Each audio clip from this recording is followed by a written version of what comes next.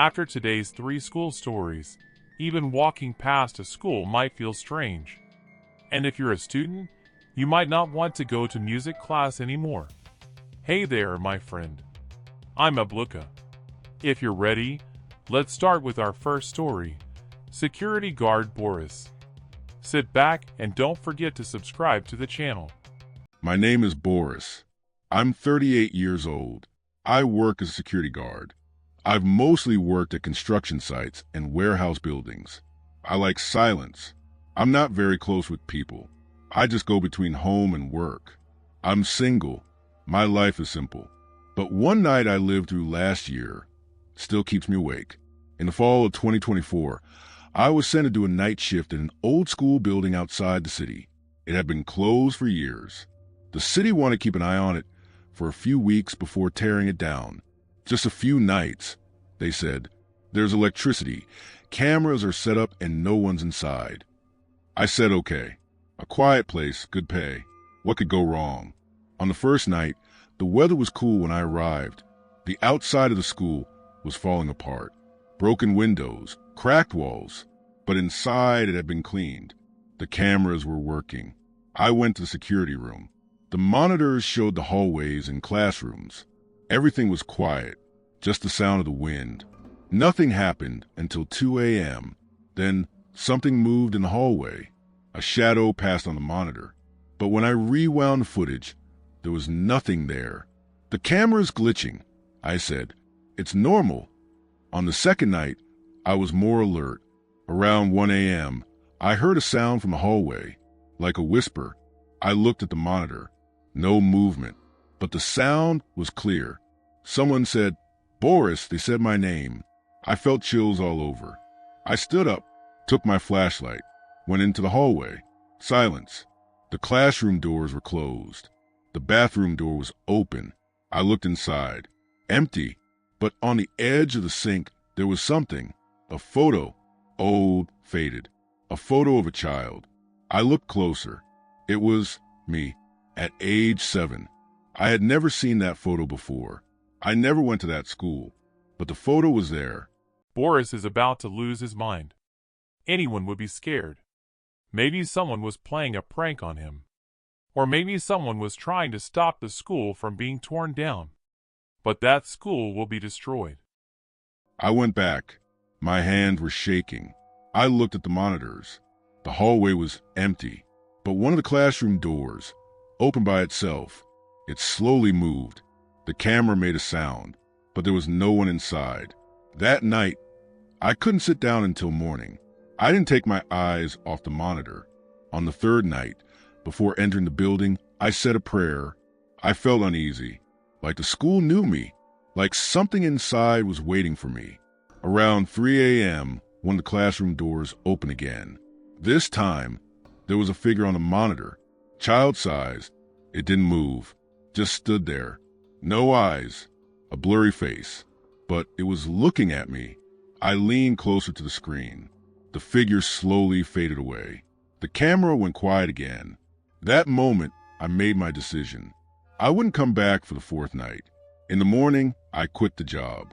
I told the officials, "There's a problem with the cameras." I said, "I hear sounds in the building." But no one took it seriously. "Demolition is soon," they said. "It's closing anyway." That school was torn down, but I still keep that photo. The one I found by the sink.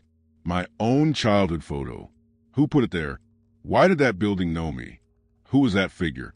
I'm Boris. I'm a security guard. But after that night, I never worked night shifts in any building again. Because some places aren't really empty. And some silences aren't just silence. Boris. I introduced him to you as Boris. He doesn't want his real name to be known. What happened to him might have been a setup, or maybe just a coincidence. But one thing's for sure, strange things were going on. Now let's listen to Diana, who went back to her old high school, not as a student, but as a teacher. Of course, her name isn't really Diana. I just call her that. If you're a student, after this story, you might get more interested in music class. Well, I hope so. My name is Diana. I'm 29 years old. I'm a music teacher. After graduating from university, I worked at a few private schools. But last year I got an offer. They wanted me to return to the high school I graduated from. The principal had changed and they were building a new team. We need someone like you, a former student, they said. I accepted. I thought it would be nostalgic and working in a familiar building would be easy. I was wrong. When I first went back, everything felt familiar. The hallways, the classrooms, the cafeteria, all the same. But one room was always locked. The music room.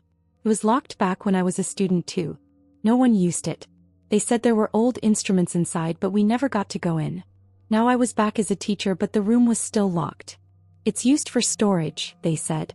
We'll open it if needed. The first few weeks were normal. I met the students, classes started. But one afternoon while walking down the hallway, I stopped in front of the music room. I heard a sound from inside. A piano. Slow, one key at a time. The door was closed. I listened. The melody kept playing. I tried the door, it was locked. But the sound didn't stop. I felt a chill. It's just the wind, I said. Maybe it's coming from another room. The next day I passed by again at the same time. Same melody. But this time the school was empty. The students had gone home. I looked under the door. No light. But the sound was still there. I went to the principal. Can we open the music room? I asked. I want to check something. He gave me the key. But be careful, he said. No one's been in there for years. I opened the door. The room was dark. It smelled dusty. Inside was an old piano, a few chairs, and music sheets on the wall. But the thing that stood out most were the names carved into the corner of the wall. Handwritten in different sizes. Student names. Some I recognized. But one name stopped me. My own. Diana. But I had never taken music class in that room. I had never even entered it. I touched it. It was real. Carved into the wall. I walked over to the piano. The keys were dusty. But one looked pressed. Like someone had just played it. I sat down. Pressed a key. It made a sound. Normal. But then, I heard a whisper behind me. You're still not too late. I turned around. The room was empty. But the chair looked like someone had been sitting there. There was a mark on the fabric. My heart raced. I stood up. Walked to the door. But it had closed. It wasn't locked, but it was heavy. I pushed it open. Stepped into the hallway. Finally, I could breathe. After that day, I never went back into that room. But the sounds continued. Every week at the same time, the same melody. I told the principal. You're imagining things, he said. You're just tired. But I knew. That room knew me. That name wasn't carved there by accident. And that voice was telling me something. One day I went into the school archives. Looked at old class lists. The year 2008. No music class. But there was a special group, elective music studies. My name was on the list. But I had never joined that class. Never signed up. That year, that room, no one remembered. But the record was there. I'm Diana. I'm a music teacher. But in that school, music wasn't just a subject. That room was like a memory. Playing quietly, reminding me of the past. And I still hear that melody. Every week at the same time. You're still not too late, it says. But I don't open that door anymore. Imagine going through a strange time, and one morning, you wake up with your hands covered in soil. When I listened to the story of Albert, the library worker, I honestly didn't know what to say. My name is Albert. I'm 34 years old. I work as an archive clerk in a public school library. I chose this job because I love silence. Being around books, organizing things, and looking through old documents gives me peace. I don't talk to people much. I come in the morning, arrange the shelves, and quietly leave in the evening. The library is my escape. But something that happened last year showed me how dangerous silence can be. It was November 2024. The school was under renovation. Some old sections were going to be torn down, and the library would be moved temporarily. I was asked to organize the archive section. I went down to the basement shelves. Dusty, damp air. Books, notebooks, and files no one had touched for years. They were all there. In one corner, I found an old box. No date on it. I opened it. Inside was a yellow notebook. On the cover, just one name, Scarlett. And below it, a date, 1994. I opened the notebook. The pages were handwritten, like a diary. The first line said, "No one noticed me at school today." As I kept reading, the sentences got darker. "No one hears me. My voice hits the walls and comes back. Find me." At the end of every page, the same line. "Find me." The dates moved forward, but something fell off. The last page was from 1995, and the sentence written there stopped me. "Albert, find me." I dropped the notebook, took a step back. My heart was racing. This couldn't be real. In 1995, I wasn't at this school. I lived in another city back then. There's no way this notebook could know me. But my name was there, clearly written, in handwriting. I picked it up again. Checked the pages. No last name anywhere. Just Scarlett. I looked through the school's old records. In 1994, there was no student with that name. No record at all. I asked the assistant principal. "Records from those years are incomplete," he said. "Some documents went missing. But this notebook was real. And it knew me." While listening to the story from him, I said, "Albert, it can't be just you. Why were you so scared just because your name showed up in an old notebook?" Of course, I hadn't heard the rest yet. And he said there were things he couldn't even tell me. I guess he thought I wouldn't believe him. Ha ha ha ha ha. After that day, strange things started happening in the library. Books began falling off the shelves by themselves. Especially history books. And always the same section, the 1990s. One day, the box where I had placed the notebook opened on its own. Inside, next to the notebook, was a photo. Black and white. A little girl. Her face wasn't clear, but her eyes stood out. She was looking at me. On the back of the photo, there was a sentence. "You're here now too." That night, I didn't take the notebook home. But it stayed in my mind. I saw the girl in my dream. She was sitting in the library, holding the notebook. She was reaching the pages out to me. "Find me," she said. "You came, now I can't leave." I woke up covered in sweat. I didn't want to go to school that morning, but I had to. When I entered the library, everything looked normal. But the notebook was out of the box. It was placed on my desk. The pages were open. The last page had changed. Now it said, "Albert, you came. Now we're together." Something broke inside me.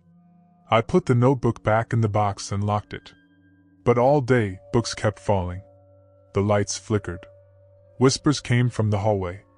No one was there, but the sounds were. For a week, I didn't touch the notebook. But every morning, I found it on my desk. Pages open, sentences changed. "You're here now. You found me. You can't leave anymore," I told the principal. "It might be psychological," he said. "You're just tired." But I knew. That notebook knew me. And I had found it. Finally, I took the notebook and went to the empty field behind the school. I dug a small hole, buried the notebook, placed a stone on top. "It's over now," I said. But that night, the girl came again in my dream. This time, she was crying. "Why did you leave me?" she said. "I chose you." When I woke up, my hands were covered in soil. I hadn't gone outside that night. I'm Albert. I work in a library. But now, I can't touch books anymore. Every page whispers something to me. Every book that falls feels like a warning. I don't know if that notebook is still there. But the girl, she's still watching me. And I don't like silence anymore. Because sometimes silence is the loudest scream. Albert has now quit his job and works at a car wash. After hearing this story, I honestly didn't know what to say. Strange. But no matter what, these are the kind of stories that belong to Abluka. Like the video and subscribe to my channel, my friends. I've got many more stories to tell you. Take care of yourselves, and don't forget to drink plenty of water.